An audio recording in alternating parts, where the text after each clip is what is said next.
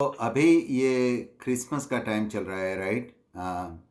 तो क्रिसमस के टाइम के हिसाब से जो हम स्टडी करेंगे आज, वो क्रिसमस स्टोरी क्या है। क्रिसमस की स्टोरी हम सबको मालूम है। क्रिसमस की शुरुआत कब हुई वो भी हमें मालूम है, राइट? हमने बहुत स्टोरी सुनी है, जब हम छोटे थे तब से सुनते आए हैं। लेकिन बाइबल में जो क्रिसमस के लिए लिखा गया है, जैसे लिखा गया है, उसे हम समझने की कोशिश करते हैं। तो सबसे पहले मैं विनती करूँगा कोई पढ़ना जेनेसिस चैप्टर 3 14 और 15। जो पहला पुस्तक है बाइबल के अंदर, जेनेसिस, उसकी तीस, right, chapter 3 14 and 15। 3 chapter 3 14 and 15।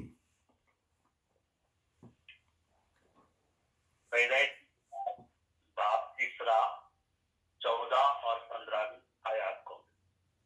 तब यहोवा परमेश्वर ने सर्प से कहा, तूने जो यह किया है, इसलिए तो सब घरेलू पशुओं और सब बनेर पशुओं से अधिक शापित है।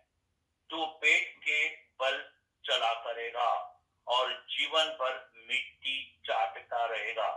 और मैं तेरे और स्त्री के बीच में और तेरे वंश और इसके वंश के बीच में बैर उत्पन्न करूंगा। वह तेरे सिर को कुचल डालेगा और तू उसकी एड़ी को डसेगा।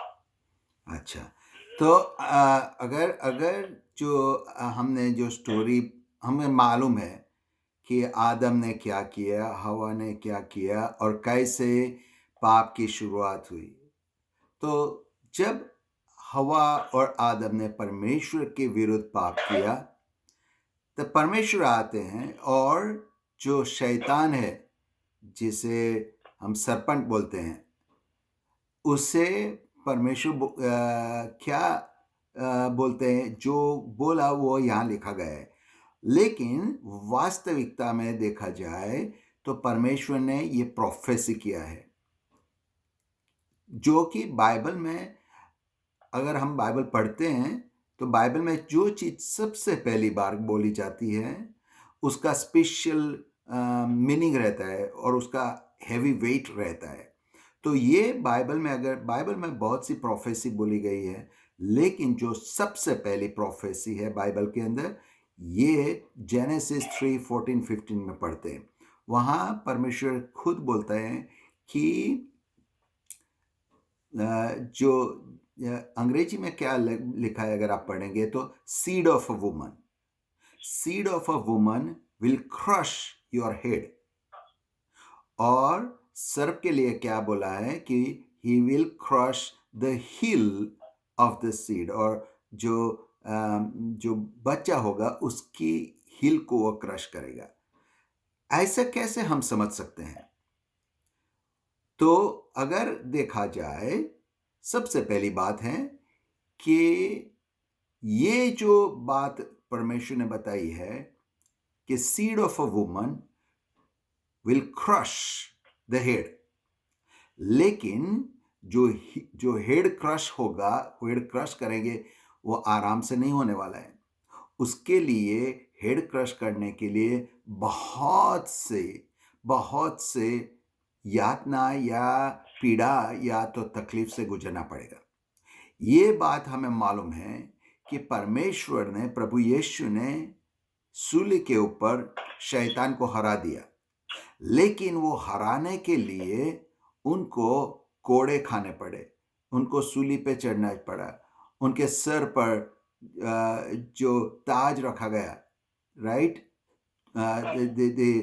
तो बहुत ही पीड़ा या बहुत ही दुख होके उनको वो शैतान का हेड क्रश करना पड़ा।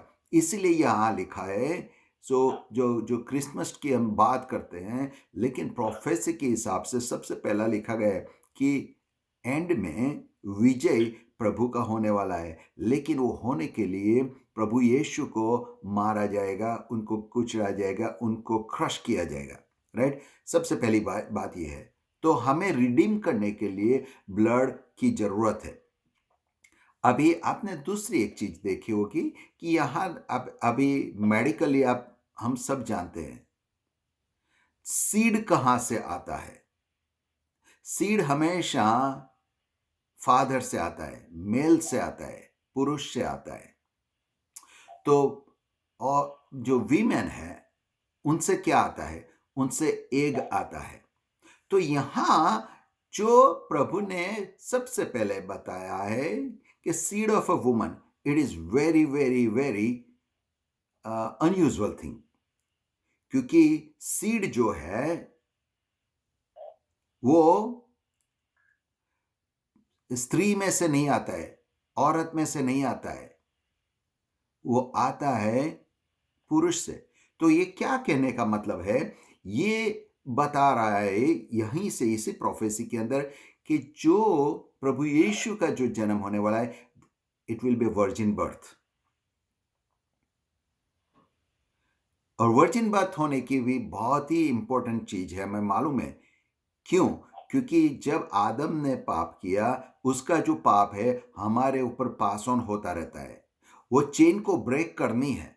वो ब्रेक करने के लिए कोई भी ब्लड जो है वो जनरेशन से नहीं आने वाला है।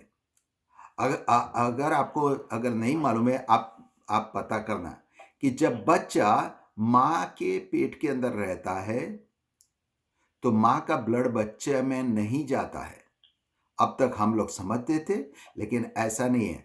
माँ के अंदर से, प्लेजेंटास में से बच्चों को न्यूट्रिशन मिलता है और बच्चे की बॉडी में से जो खराब चीज है वो बाहर निकलती है। लेकिन माँ का ब्लड जो बच्चे में नहीं जाता है। तो जो वर्जिन बर्थ है उसके अंदर ब्लड ट्रांसफ्यूजन नहीं हुआ है। तो परमेश्वर जो प्रभु यीशु का जो जन्म हुआ है, उनका जो ब्लड था वो निष्कलंक था, वो टेंटेड नहीं था। न तो सीड था, सीड होली स्पिरिट से आया। और इसीलिए लिखा है कि सीड ऑफ द वुमन, क्योंकि वो जो औरत होती है, जो स्त्री होती है, उसमें सीड ही नहीं होता है। That seed came from the Holi spirit. और ऐसे वो वर्जिन बर्थ की बात यह प्रोफेसी में बताई गई है। दूसरी बात है, यहां हम देख सकते हैं कि परमेश्वर को क्या जरूरत थी अपने बेटे को बेचने के लिए? क्या जरूरत थी? चाहे जैसे हम फ्रूट लाते हैं, हम सेव खाते हैं, एप्पल खाते हैं, एप्पल का ट्री होता है, राइट? एप्पल के ट्री के ऊपर हर साल ट्री आता रहता है और हर साल हम ट्री एप्पल के I'm so sorry.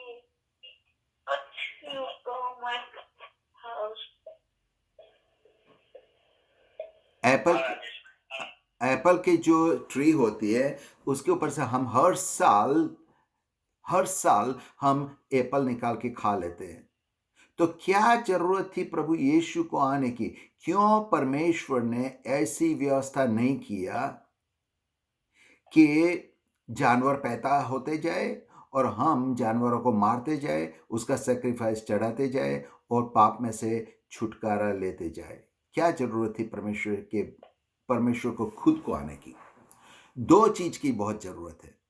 पहली बात है, बाइबल बोलती है कि without blood there is no forgiveness of sin. जब आदम और हवा ने पाप किया तो सबसे पहली बात वहां सेक्रीफाइस हुआ, वो भी पहला सेक्रीफाइस था, राइट? अच्छा, दूसरी बात है, हमें यह भी मालूम है कि तो सेक्रीफाइस के लिए ब्लड चाहिए, तो प्रभु यीशु को बाड़ी लेना था। अगर प्रभु बाड़ी लेते हैं तो ब्लड उसमें पैदा होता है। वो ब्लड जो प्रभु यीशु का जो ब्लड है, लहू है, वो निष्कलंक है, उसमें कोई दाग नहीं है और उसका सेक्रीफाइस चढ़ा सकते हैं। और दूसरी बात है, क्यों पशुओं के बलिदान, ये sacrifice of the bulls and goats, वो इनफ नहीं है। मैं आपको समझाऊं, इस तरीके से समझाऊं। यहां अमेरिका में सबके पास क्रेडिट कार्ड है। आप जाते हैं, आप दुकान में जाते हैं, कोई भी ग्रोसरी स्टोर में, सुपरमार्केट में, कहीं भी जाते हैं और क्रेडिट कार्ड से आप खरीदी करते हैं।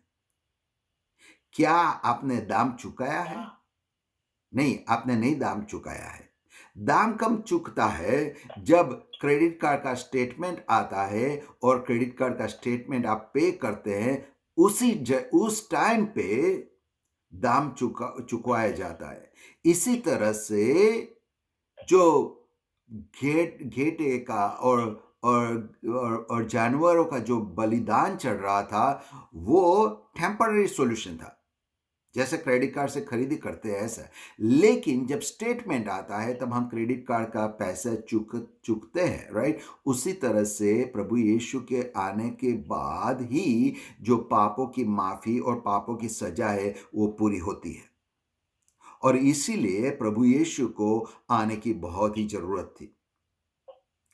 अच्छा, सबसे पहले दूसरी बात हम जानते हैं कि हम पढ़ेंगे आइजाया की पुस्तक, प्रॉफिट आइजाया चैप्टर 7, और थोड़ा लंबा है पढ़ने का, लेकिन मैं चाहता हूं कि आप पढ़िए। जो जरूरत है, आइजाया 7 और उसके पहली आयत से लेके 15 तक, तो सॉरी, पहली आयत से लेके 17 तक, 1 to 17। सबसे पहले ये बात कहता हूं कि आइजाया प्रबोधक जो थे वो प्रभु यीशु के जन्म होने से पहले 700 साल पहले हो चुके थे। सो 700 साल पहले, 700 years before the birth of Christ, प्रभु का नाम क्या रखा जाएगा उसके लिए यहां लिखा गया है, राइट? तो कोई पढ़ेंगे आप आइजाया 7, 1 to 17।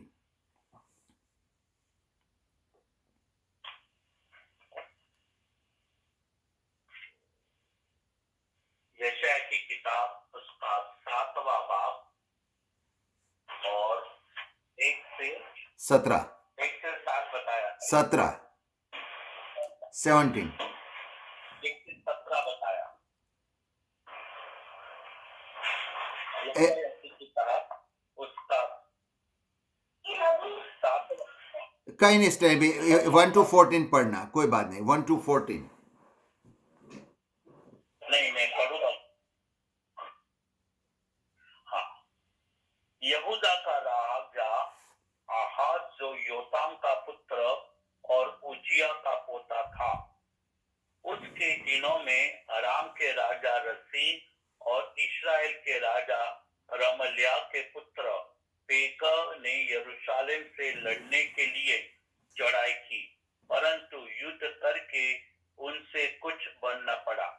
जब दाऊद के घराने को यह समाचार मिला कि अरामियों ने अप्रेमियों से संधि की है, तब उसका और प्रजा का भी मन ऐसा उठा जैसे वन के वृक्ष वायु चलने से कांप जाते हैं।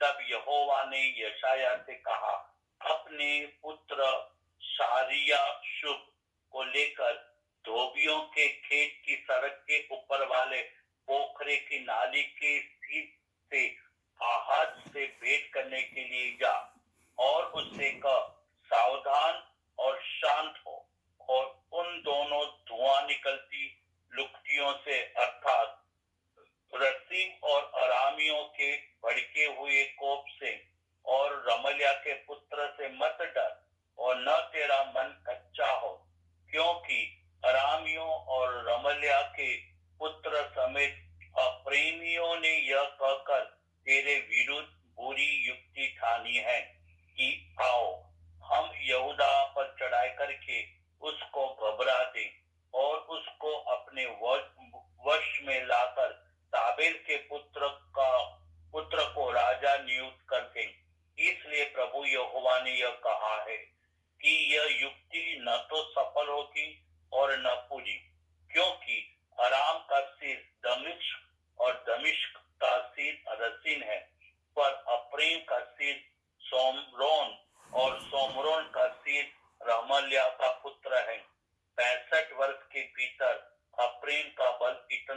छूट जाएगा कि वह जाति बनी न रहेगी।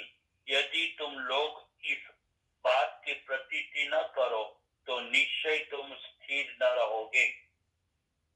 फिर यहोवा ने आहाज से कहा, अपने परमेश्वर यहोवा से कोई चिन्ह मांग, चाहे वह गहरे स्थान का हो या ऊपर आसमान का हो। आहाज ने कहा, मैं नहीं मांगने का और मैं यहोवा के परीक्षा नहीं करूंगा। तब उसने कहा, हे दाऊद के घराने, सुनो, क्या तुम मनुष्य को उकता देना छोटी बात?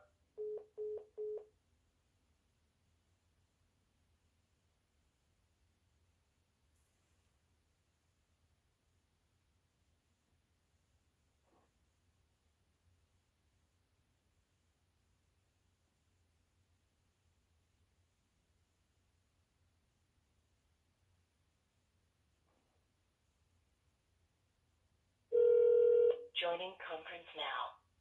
राजेश भाई, हाँ, कहीं ड्रॉप थे गया तो फोन।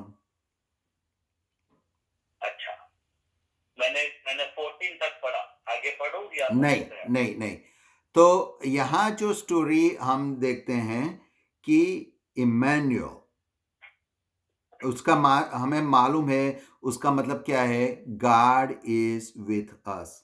लेकिन उसकी शुरुआत कहाँ से हुई थी?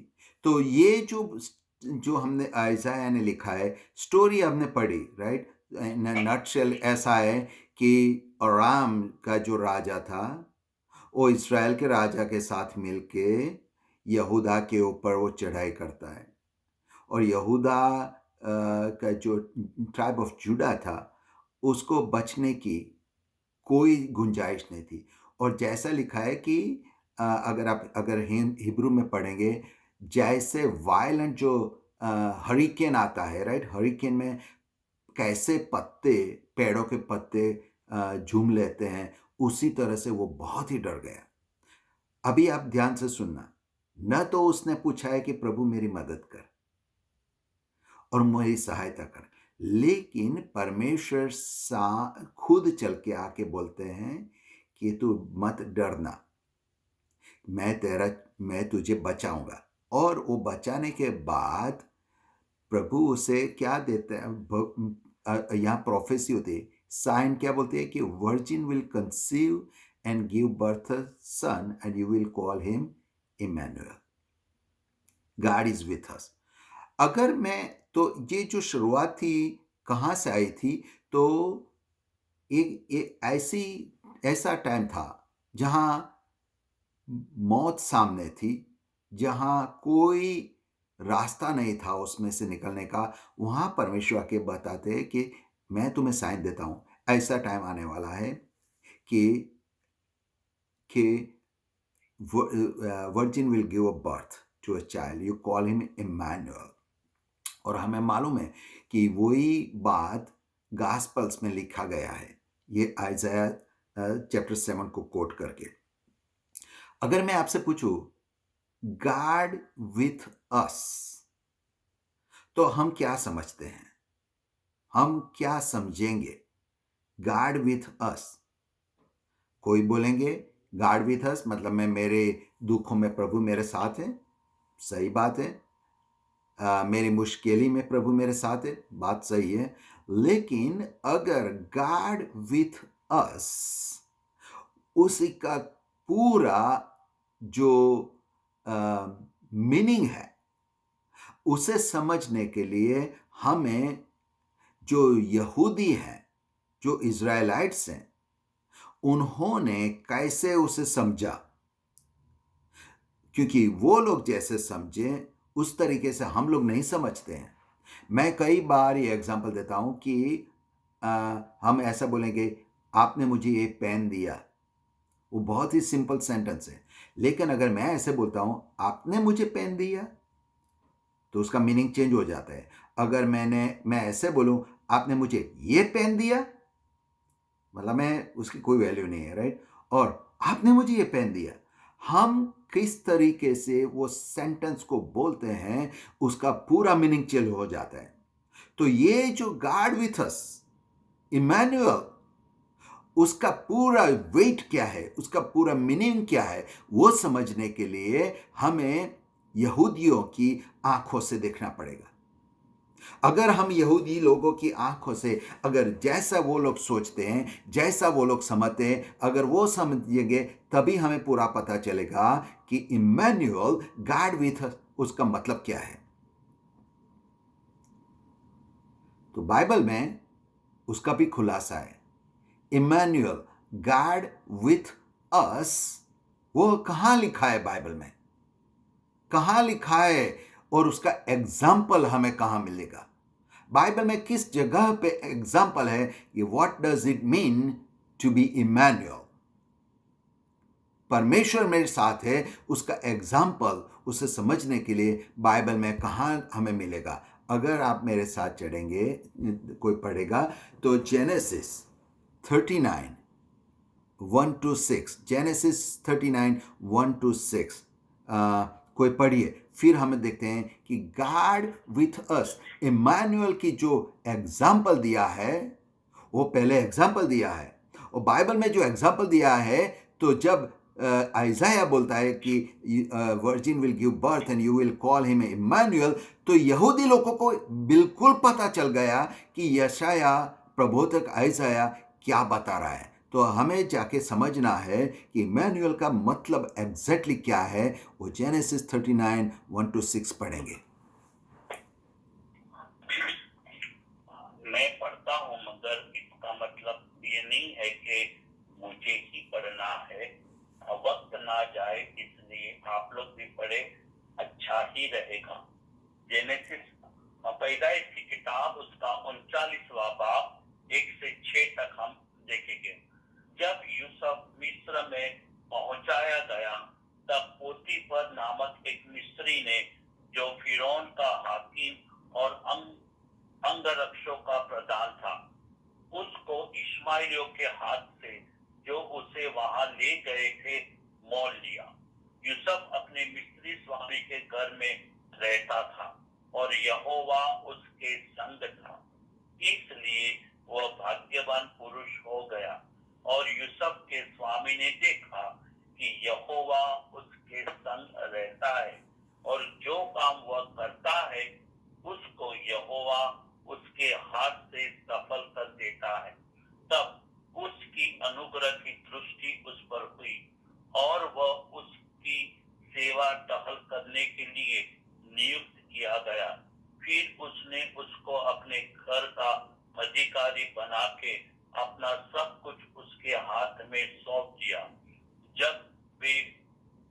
जब से उसने उसको अपने घर का और अपनी सारी संपत्ति का अधिकारी बनाया, तब से यहोवा यूसुफ के कारण उस मिस्री के घर पर आशीष देने लगा, और क्या घर में, क्या मैदान में, उसको जो कुछ था, सब यहोवा की आशीष होने लगी।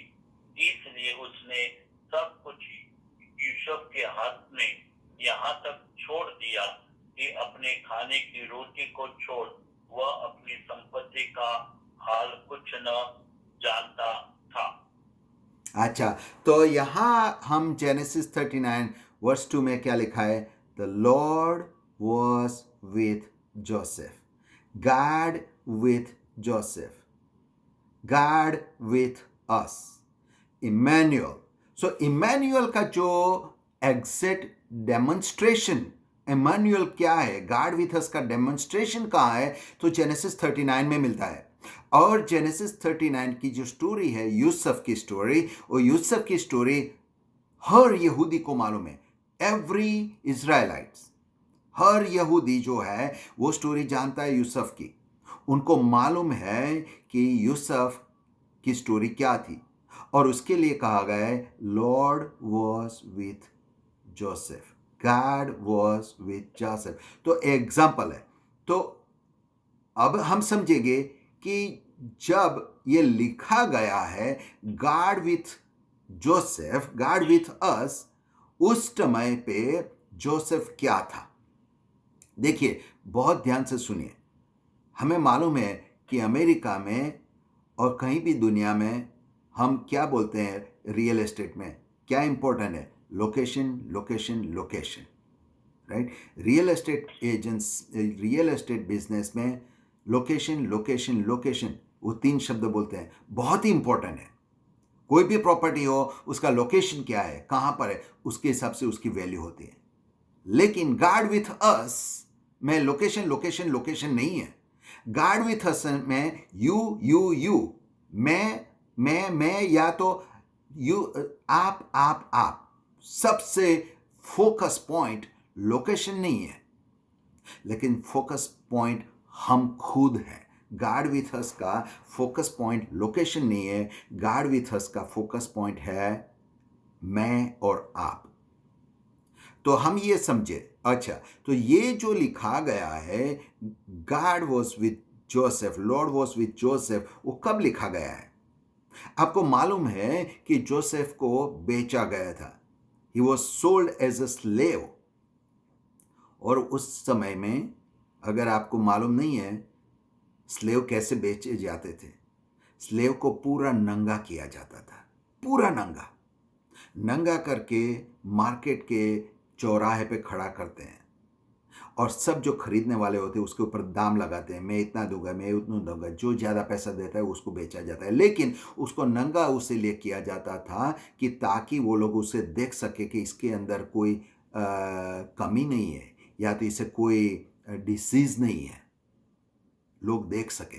तो जब उसे पूरा नंगा किया गया था, मतलब में उसने जो लास्ट क्लॉथ पहना हुआ था वो भी निकाल दिया था।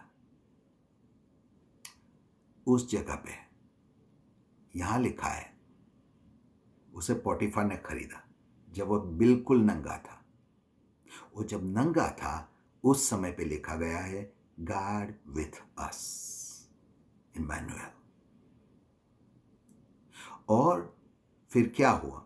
वो पोटीफर के घर में जाता है और वो जो भी काम करता है उसे आशीष मिलती थी, राइट? वहां अगर आप पढ़ते हैं कि तीसरी जो आयत है, अंग्रेजी में मैं पढ़ता हूं, when his master saw that the Lord was with him and the Lord give him success in everything. तो जो पोटीफर क्या देखता है, अभी अभी यूसुफ स्लेव है, लोकेशन उसका क्या है, he is still in the house of Potiphar. वो पोटीफर के घराने के अंदर है, उसके घर के अंदर है, वो फ्री नहीं है। लेकिन लोकेशन, गॉड विथ अस का मतलब लोकेशन नहीं है। गॉड विथ अस में परमेश्वर के पूरा ध्यान कहाँ होता है? मैं और आप होते हैं। तो लोकेशन को छोड़ के परमेश्वर उसको आशीष देता है। जो कुछ भी वो करता है परमेश्वर उसमें आशीष पे आशीष पे आशीष देता था, बहुत ही। तो जब गॉड विथ अस, जब आयसाया बोलता है कि गॉड विथ अस, तो जो यहूदी होता है वो बिल्कुल समझ जाता है, क्योंकि हम लोग अभी हमारे देश में नहीं है, हम तितर बितर हो चुके हैं, हमारी कंट्री नहीं रही है, हम तो हम तो बंदीवान होते जाते हैं, हम लोग ये हो जाएंगे, क्योंकि हमें मालूम है बाद में क्या हुआ कि बेबीलोन में चले गए, बेबीलोन के अंदर चले गए। लेकिन उन्होंने सुना था कि एक टाइम पे आइज़ाया ने बोला है कि वर्जिन बर्थ होगा, उसका बच्चे का नाम रखा जाएगा गॉड विथ अस, इम्मानुएल। तो उनको ये होप थी, उनको ये आशा थी, और हर यहूदी ये बिल्कुल समझ सकता था कि गॉड विथ अस का मतलब क्या है। जैसे परमेश्वर ने, चाहे कैसे भी हालात थे, चाहे वो नंगा था लेकिन उसके साथ रहा था, वो गॉड विथ अस है। चाहे हम कहीं भी रहेंगे, चाहे हम कहीं भी जाएंगे, लोकेशन की बात नहीं है, लेकिन आप प्रभु की दृष्टि में इतने इतने इंपॉर्टेंट है। परमेश्वर बोलता है इम्मानुएल, उसका नाम आप रखेंगे गॉड विथ अस।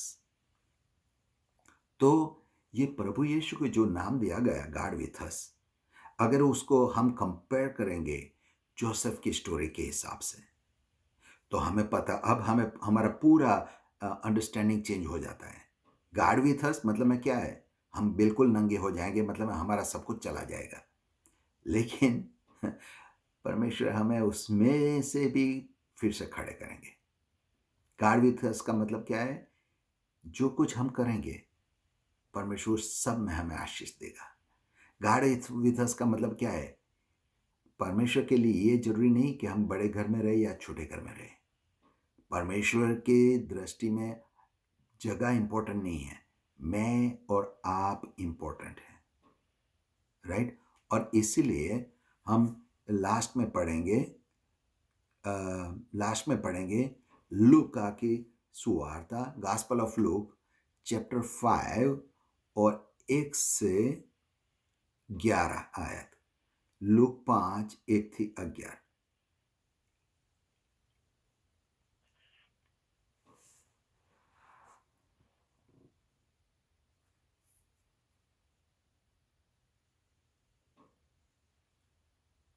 लूक 5 1 थी 11। Look 5 1 to 11। સ્ટેલિન ભાઈ મ્યુટ હશે તમારો ફોન।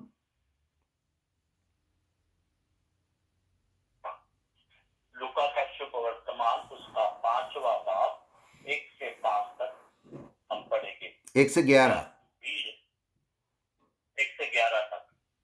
जब भीड़ परमेश्वर का वचन सुनने के लिए उस पर गिरी पड़ती थी और वह गेनेसरेत की झील के किनारे पर खड़ा था, तो ऐसा हुआ कि उसने झील के किनारे 2 नाव लगी हुई देखी और मछुए उन पर से उतरकर जाल धो रहे थे। उन नावों में से एक पर, जो शमौन की थी, बढ़कर उसने उससे विनती की कि किनारे से थोड़े हटा ले चले। तब वह बैठकर लोगों को नाव पर से उपदेश देने लगा। जब वह बातें कर चुका तो शमौन से कहा, गहरे में ले चल और मछलियां पकड़ने के लिए अपने जाल डालो। शमौन ने उसको उत्तर दिया, हे स्वामी, उसने सारी रात मेहनत की और कुछ न पकड़ा, तो भी तेरे कहने से जाल डालूंगा। जब उन्होंने ऐसा किया तो बहुत मछलियां घेरे लाई और उनके जाल फटने लगे। उस पर उन्होंने अपने साथियों को, जो दूसरी नाव पर थे, संकेत किया कि आकर हमारी सहायता करो, और उन्होंने आकर दोनों नावों यहाँ तक भर ली कि वे डूबने लगी। यह देखकर शमौन पतरस यीशु के पांवों पर गिरा और कहा, हे प्रभु, मेरे पास से जा, क्योंकि मैं पापी मनुष्य हूँ। क्योंकि इतनी मछलियों के पकड़े जाने से उसे और उसके साथियों को बहुत अचंभा हुआ। और वैसे ही जब्दी के पुत्र याकूब और यूहन्ना को भी, जो शमौन के सहभागी थे, अचंभा हुआ। तब यीशु ने शमौन से कहा, मत डर, अब से तो मनुष्य को जीतता पकड़ा करेगा। और वे नावों के किनारे पर ले आए और सब कुछ छोड़कर उसके पीछे हो लिए। अच्छा, थैंक यू। तो ये जो है गॉड विथ अस की बात हम देखते हैं। अभी जो जोसेफ या यूसुफ की स्टोरी में हमने देखा गॉड विथ अस का मतलब क्या है, और प्रैक्टिकली ये दूसरा एग्जाम्पल न्यू टेस्टामेंट में है, गॉड विथ अस का मतलब क्या है। ये स्टोरी हमें सब मालूम है, लेकिन छोटी छोटी चीजें अगर हमारे ध्यान में आए तो अच्छा रहेगा। यहाँ क्या होता है कि परमेश्वर पीतर को बोलते हैं कि तू अपनी जाल को पानी में डाल। अगर आप सही मायने में अगर हिब्रू में पढ़ेंगे तो, और किंग जेम्स वर्जन पढ़ेंगे, कास्ट योर नेट्स, एक जाल की बात नहीं लिखा है, एक से ज्यादा जाल डालने की, क्योंकि परमेश्वर को मालूम था कि परमेश्वर से कितना आशीष देने वाले हैं। और पीतर ने क्या किया, उसने एक जाल डाली, क्योंकि अगर आप पढ़ते हैं किंग जेम्स वर्जन में, प्रभु यीशु ने उसे बोला कि तू नेट्स, जो प्लूरल है, एक से ज्यादा जाल को पानी के अंदर डाल। और पीतर ने पता नहीं उसे पूरा विश्वास होगा या नहीं होगा, हमें मालूम नहीं है, लेकिन उसने एक ही जो जो जाल डाली ने वो नेट लिखा है, ही थ्रो द नेट, एक ही जाल डाली। प्रभु यीशु ने बोला कि मैं तुझे बहुत आशीष दे रहा हूँ, बहुत आशीष। सो एक एक से नहीं चलने वाला है, तू ज्यादा जाल को पानी में डाल, थ्रो द नेट्स। लेकिन उसने एक जाल डाली, लेकिन एक जाल इतनी डाली कि परमेश्वर ने तो बोला कि चल मैं तो तेरे को देना ही वाला हूँ, मैंने बोला है कि मैं तुझे एक जाल से ज्यादा जालों में आए इतनी मछलियां दूंगा, तूने एक डाली वो तेरी बात है, मैं तो इतना तुझे देना ही वाला हूँ, मैं कम नहीं करूंगा मेरा कोटा। और प्रभु यीशु ने कम कोटा नहीं किया कि तूने एक डाली है चल मैं थोड़ी ही मछली दूंगा, नहीं, मैं तो पूरा ही देने वाला हूँ। और इसीलिए इतनी मछली आई कि वो उनकी जाल फटने लगी और उनकी बोट भी फुल हो गई। और उसके बाद हम देखते हैं प्रभु यीशु पीटर को बोलता है डोंट बी अफ्रेड। क्या जरूरत थी बोलने की?